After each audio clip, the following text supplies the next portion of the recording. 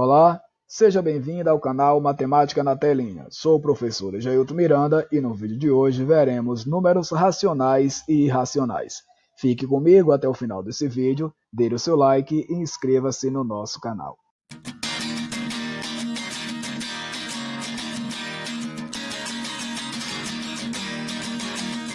Conjunto dos números racionais. O conjunto dos números racionais é representado pela letra maiúscula aqui. Contém o conjunto dos números inteiros, que, por sua vez, contém o conjunto dos números naturais, ou seja, o conjunto dos números naturais está contido no conjunto dos números inteiros e o conjunto dos números inteiros está contido no conjunto dos números racionais. A representação do conjunto dos números racionais fica assim: Q é igual a A sobre B, tais que A pertence ao conjunto dos números inteiros e B pertence ao conjunto dos números inteiros sem o zero. Isso quer dizer o seguinte: A sobre B é uma fração, onde A é o numerador, B o denominador. Essa parte aqui quer dizer que o A pode assumir qualquer valor inteiro positivo ou negativo, inclusive o zero, e o B pode assumir qualquer valor inteiro positivo ou negativo, com exceção do zero. Como se trata de uma fração e toda fração é uma divisão, o B não pode assumir o valor de zero. Sendo assim, os números racionais são os números que podem ser escritos como quociente de dois números inteiros, ou seja, são os números que podem ser escritos na forma de fração. Os números que podem ser escritos na forma de fração são os números inteiros positivos e negativos, os decimais exatos, os decimais infinitos e periódicos, conhecidos como dízimas periódicas. Exemplo, veremos como representar os números inteiros na forma de fração. Nós temos o número 2, todo número inteiro tem 1 embaixo. Podemos representá-lo na forma de fração da seguinte maneira: 2 inteiros. Podemos representar o 2 também em forma de fração como a fração 4 meios. Como toda fração é uma divisão, 4 dividido para 2 dá 2. Outra maneira de representar o 2 em forma de fração é 6 terços. 6 dividido para 3 também dá 2. Outro exemplo, 10 quintos. 10 dividido para 5 também dá 2. Outro exemplo, menos 7. Todo número inteiro tem 1 embaixo, podemos representá-lo menos 7 inteiro. Podemos representá-lo também com a fração menos 14 meios. Menos 14 dividido para 2 é igual a menos 7. Outra maneira, menos 21 terços. Menos 21 dividido para 3 também dá menos 7.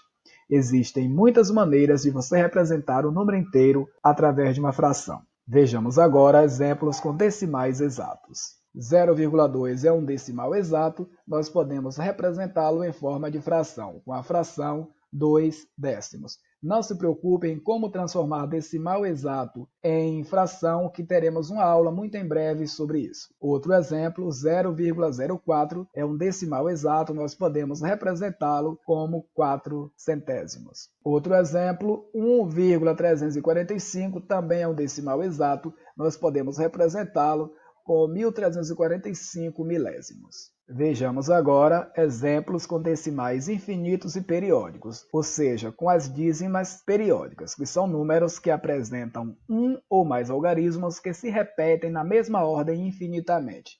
No nosso exemplo, nós temos 0,333 até o mais infinito. 3 é o período, é o número que se repete.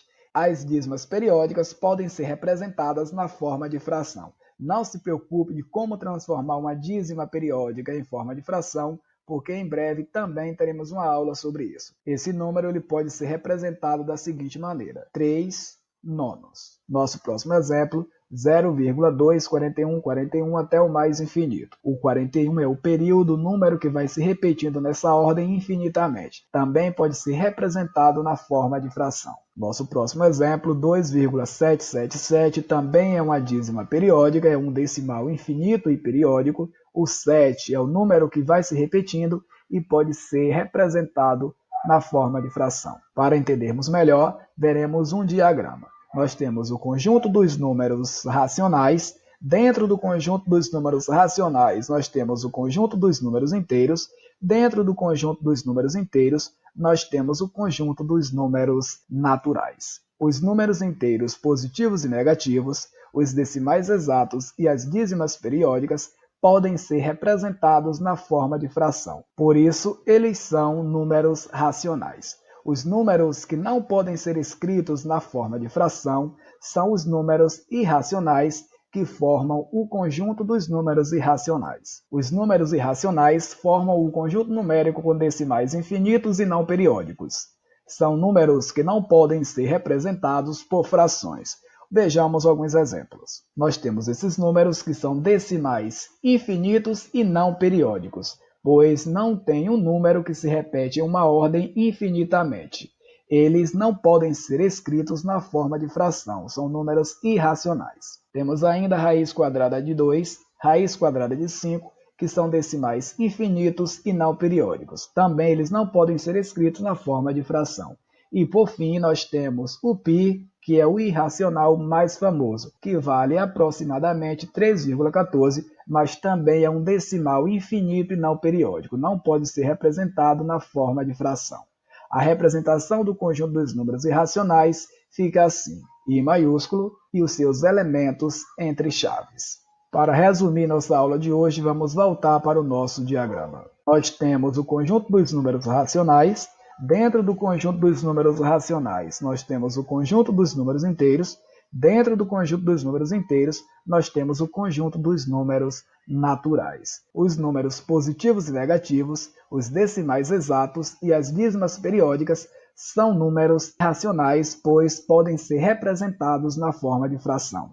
Os decimais infinitos e não periódicos, que não podem ser representados na forma de fração, formam o conjunto dos números irracionais. Perceba que todo número natural é inteiro, mas nem todo inteiro é natural. O 1, por exemplo, ele é natural e é inteiro. O -1 ele é inteiro, mas não é natural. Todo número inteiro ele é racional, mas nem todo número racional é inteiro. Por exemplo, o 10 ele é inteiro e é racional. O 0,10 ele é racional, mas não é inteiro. Um número pode ser ao mesmo tempo natural e inteiro e racional, mas não pode, de maneira alguma, ser racional e irracional ao mesmo tempo.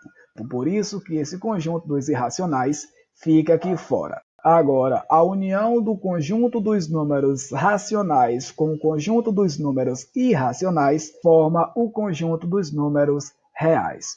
Todos esses números são números reais. Obrigado a você que esteve comigo até o final desse vídeo. Dê o seu like. Se você ainda não é inscrito no canal, inscreva-se, compartilhe com seus amigos e até o nosso próximo vídeo.